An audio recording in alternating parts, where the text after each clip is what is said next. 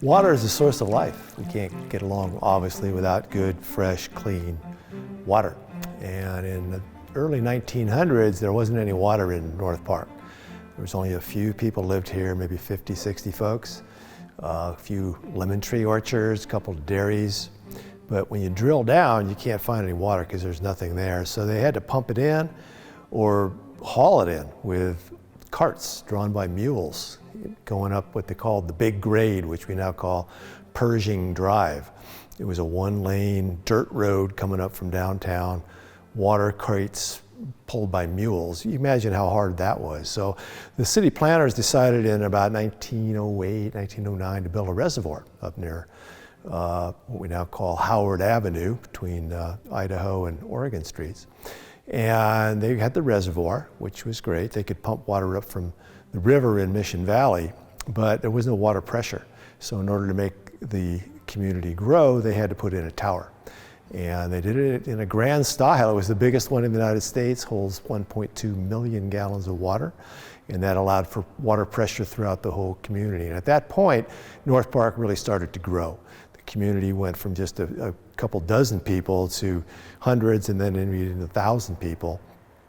And because of the presence of water and transportation, the community of North Park started to grow rather rapidly. So by the early 1920s, it was necessary to add extra services like churches, schools, and other things that communities need to grow.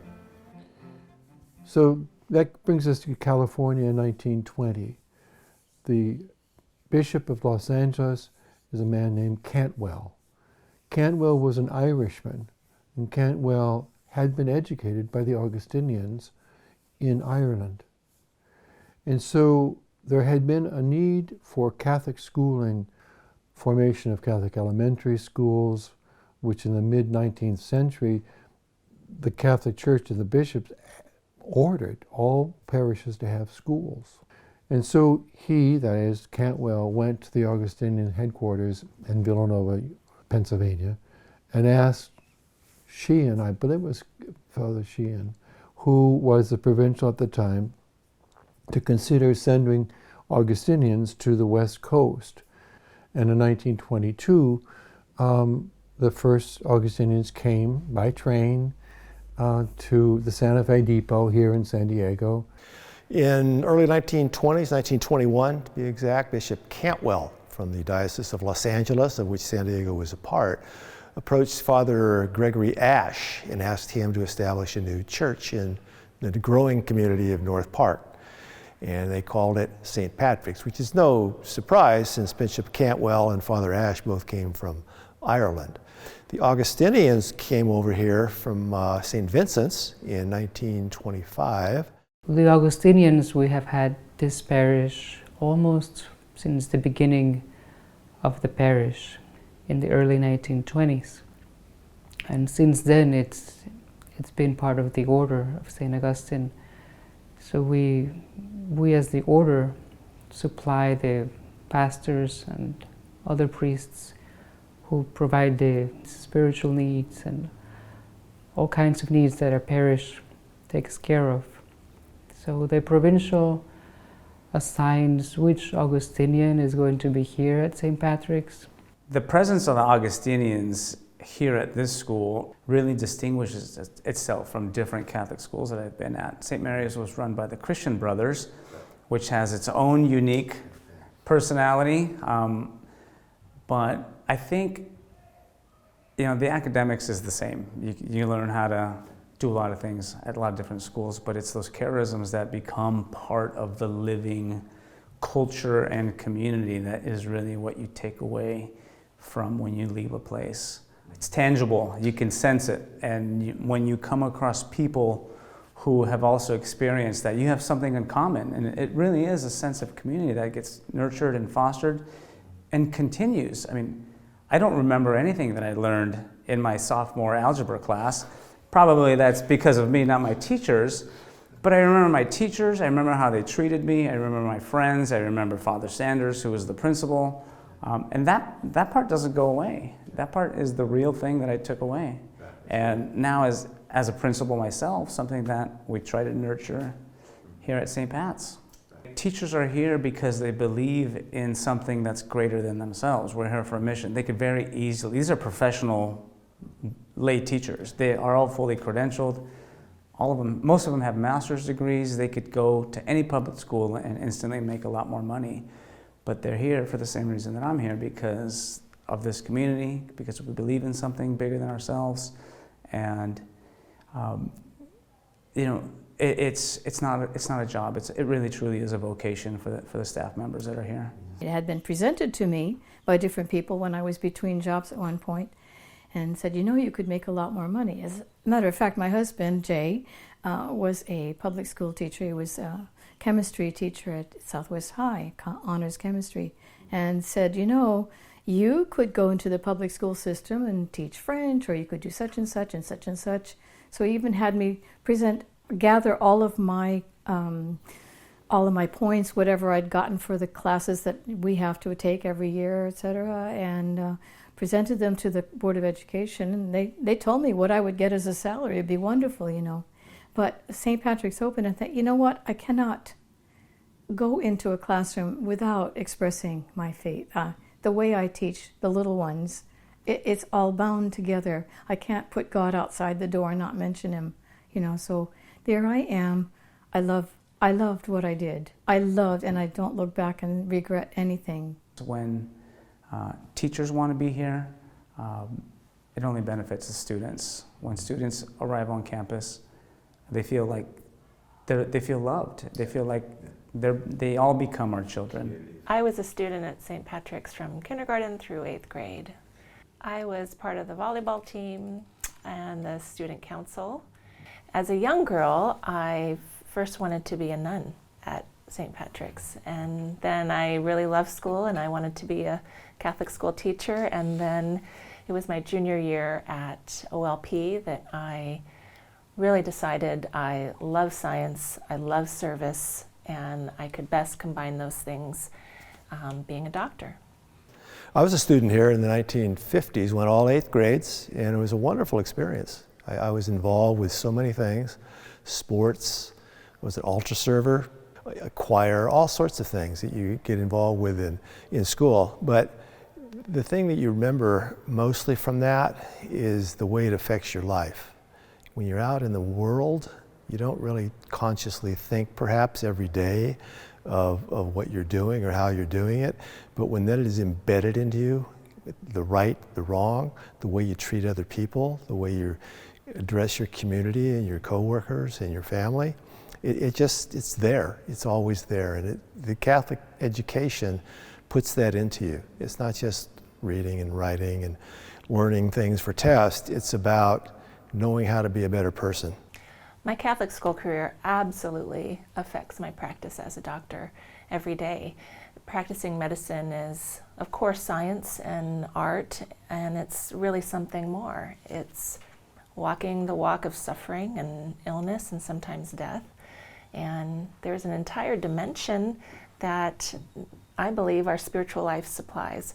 And I use that all the time talking to my patients.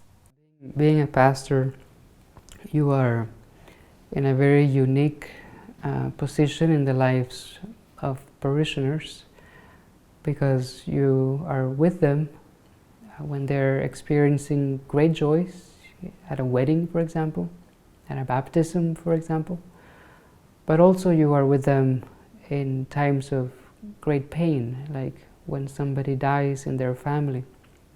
So it's that ministry of presence, that ministry of being there for them, allowing them to see through you Christ with them. I've been here 31 years. I'm the face of 1130. I get texts from the priest saying, do you think we could do this at 1130? And I'm like, you're the boss.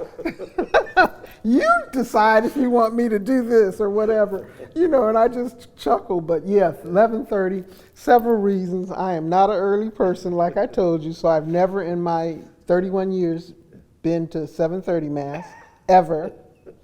Only went to 9:30 Mass a few times when the kids were in school. I did 36 years with the Department of the Navy, and they had, you know, 7-day-a-week coverage at the office that I worked with, I've never allowed anybody to schedule me to work on a Sunday. I don't work on Sunday. That Sabbath day is very important to me. So I don't. I'm like, okay, you telling me, the boss would sometimes, well, I need you to come in on Sunday. I'm sorry, but Sunday is already filled. And my father, before he passed away, he would say, Regina, you can't tell the boss, because I work for a commanding officer. He said, you can't tell them what you're going to do. And I said, well, the Lord will take care of me, because if they fire me, I'm probably going to just have to get another job. I lasted 36 years and never got fired. Same office for 36 years. So I've been blessed. Churches are there the whole length of your life. Baptism as a baby, death, everything in between. And a lot goes on in between, and the church is there for you in that too. Today, I think San Diego, and particularly the North Park area, is an extremely diverse community. When you go to church at St. Patrick's on a Sunday, for instance, any typical Sunday, you see a wide variety of individual backgrounds, ethnicities, language spoken, country of origin. We have in our province 36 members, but we're from 9 or 10 different countries of origin. And that excites me because I think that represents the church. I think it represents the church. It certainly represents California. Yeah, we're really lucky. We have a great, diverse community. There are a lot of parents and a lot of people that want to see St. Pat succeed. And it's evident because this has been a challenging time these last years, and we've used it as a rallying cry for people to come and make this school thrive, and we're starting to see the benefit of so many people's efforts. It's really, it's heartwarming, it's encouraging, and it gives me hope that St. Pat's can continue to thrive for another 75, 76 years. Good morning. Welcome to St. Pat's. Our Greek song this morning is Praise the Lord, My Soul. Please rise as we greet the Lord in the song. Being part of St. Patrick's Parish and the music was there. I didn't feel like playing at the time because other things, but nonetheless, St. Patrick's has been a home in so many ways. So I give back to St. Patrick's as much as I can.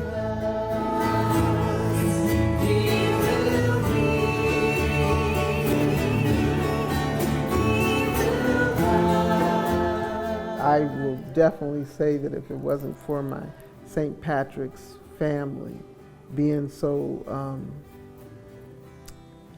loving towards me and my boys, I don't know where we would have been.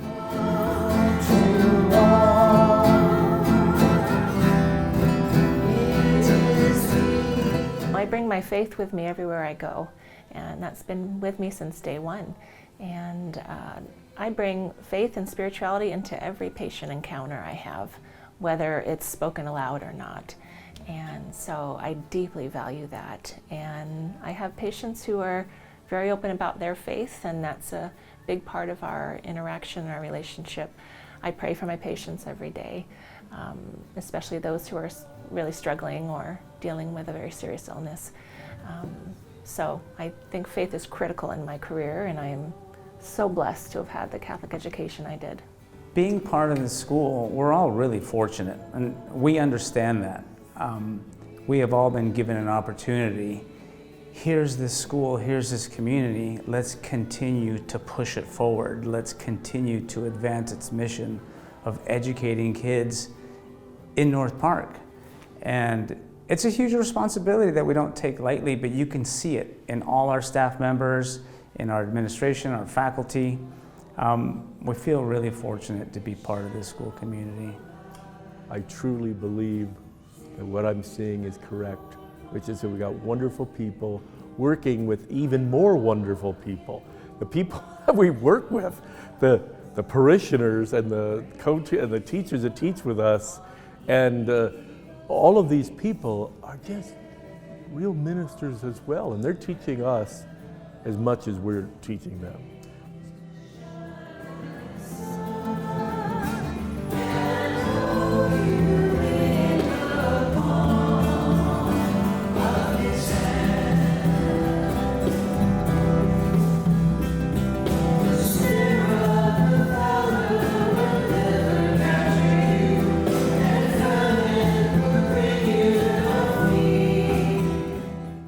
good experiences with the Augustinians. Those Augustinians, they're just wonderful to me. Father John Sanders, of course, was one of my favorite people to interact with. And